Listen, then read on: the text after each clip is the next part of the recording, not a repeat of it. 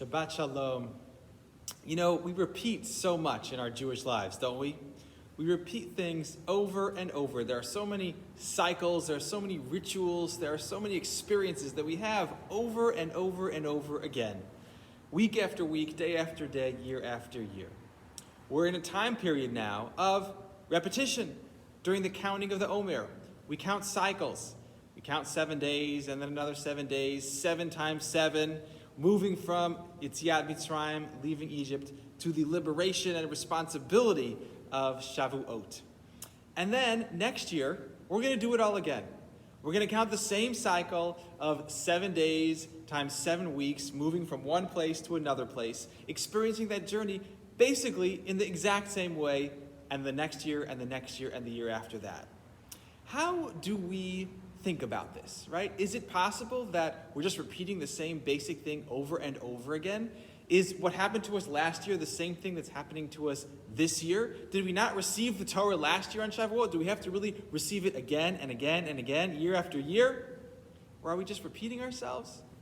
How do we ensure that we're not just singing the same old song over and over again?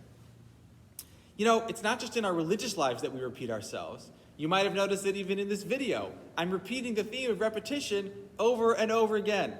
There are speech writing experts who say that repetition is the key to a good speech. Winston Churchill famously said that in a speech, you gotta tell them what you're gonna tell them, and then tell it to them, and then tell them what you told them. So repetition is not just in our religious lives, it's all over. We repeat cycles, and repetition can be even helpful for us in many facets of our lives. But we always have to be aware of when is repetition useful and helpful and even deepening, and when is it just static and flat and boring and the same old song over and over again. So to answer this question, I want to go to our Parsha this week, Parshat Shemini. Shemini is the Parsha of 8. Shemini means 8. It's the 8th day. The number 8 occupies a very important place in Jewish consciousness, and it's deeply connected to and even has an answer to this question of repetition. But to really understand the number 8, I want to first understand the number 7. 7 also a very important number in Jewish tradition. 7 represents completion, a full cycle.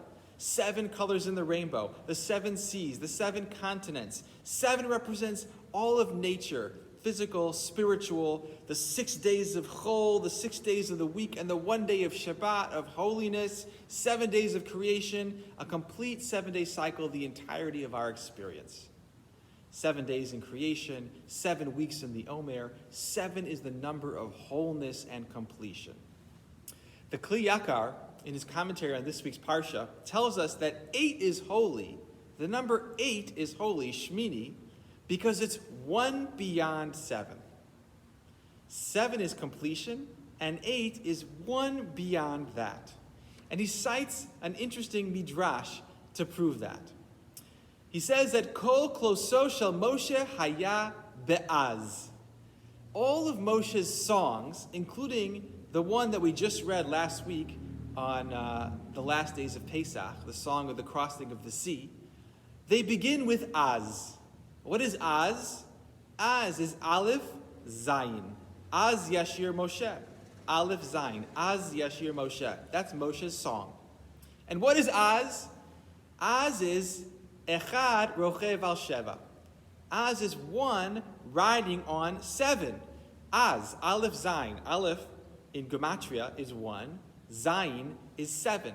So Az is 1 riding on top of 7, which equals, of course, 8. Az is 8. Shemini is 8. 7s and 8s. Completion and the 1 beyond completion. Beautiful gematriot, Az, 7, 8.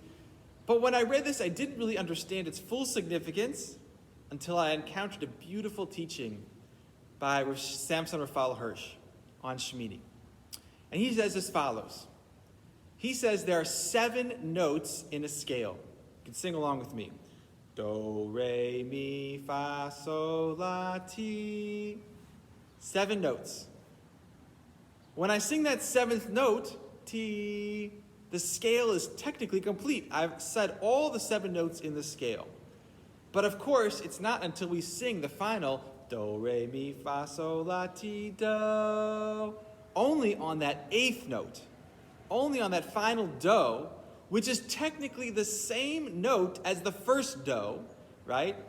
A, B, C, D, E, F, G, A. It brings back that first note. If you know about music, a scale begins on one note, and then we complete the scale on the seventh note, and then start again on the eighth note with the note we started from before. Only when I sing that final do I start the next scale. And this is what Rav Hirsch is pointing out. He says that the eighth note is the note that allows us to sing the same song, but in a higher way. I can sing a song here. V'shameru v'nei Yisrael. And then I can sing that same song with the same notes, just in the next octave up. V'shameru b'nei Yisrael. Those were the same notes. They were just one octave higher. So when you reach the eighth note, when you hit that octave, when you hit the Shemini, the 8, you can sing the same song you were singing before. Same notes, same rhythm, everything the same, just in a new octave, in a higher octave. 8, Shemini, is what makes that possible. 8 is the ability to sing the same song in a new octave on a higher plane. 8 is the magic point where a cycle is completed and another one is beginning. 8 is the point where a cycle ends and also begins.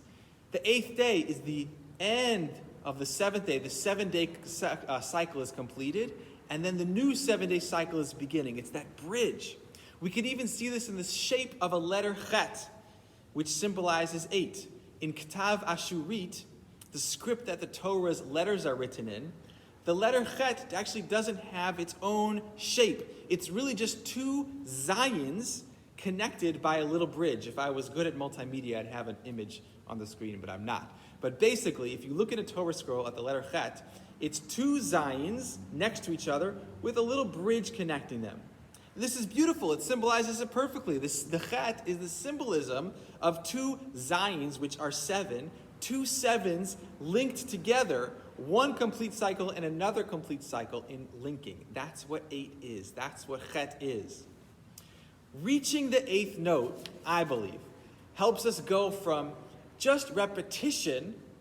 It transforms our lives. If we think about this power of the 8th note of the new octave, it transforms it from just repetition to revolution, right? Revolution, from the Latin to turn completely around, to complete a whole cycle and start a new one, but in a new way. We even see that in Jewish ideas of Yemot HaMashiach, of the Messianic era. The Rambam tells us that in Yemot HaMashiach, in this amazing future, the laws of nature aren't going to fundamentally change. There's still going to be different nations. The world won't be radically different. The redemption will be on this earth as it is now. We're going to be singing the same song, but in a whole new octave, on a whole new level. The harps used in the Beit HaMikdash had 7 strings. But our tradition teaches us that the harps that will be used at the time of Mashiach will have 8 strings. We're going to be starting on a new octave. Same cycle, new octave. Perhaps then, if we think about it this way, a life of repetition, a life of 7, is just a life of pure repetition. Just the same cycle, going through the motions, the same thing over and over again. Singing the same song with the same notes in the same octave. But if we tap into the power of Shemini, of this week's Parsha, the Parsha of 8, we can lead not just lives of repetition, but of turning, of cycling higher, of revolution. What would living life on a higher octave mean to you? What would it mean to you now, as we're thinking about spiraling up and out of our COVID year? What would it be like to sing the song that you sing, the song of your life, in a different octave? What would it mean in your family? What would it mean for you spiritually? Not to throw out everything and start anew, to do the same things you're doing now, but on a higher level, on a higher octave, to take another spin around and spiral higher. I want to think about what that means for us individually and community this Shabbat. Because there's times in our lives when we do need to make drastic changes and break away from the past, to sing brand new songs. But sometimes I think the challenge is not to break away and discard all that is old, all that we've been through many times around before, but to keep singing the same songs that we sing. The songs of our people, the songs of our faith, the songs of our families, the songs of Medinat Yisrael, of Am Yisrael, to keep singing those songs which are such holy, important songs, to sing them in octaves that are reaching always higher and higher and higher. That's my bracha for you this Shabbat. Wish everyone a Shabbat Shalom, a Shabbat of Shirah, of song, and of Shirah on higher octaves. Shabbat Shalom.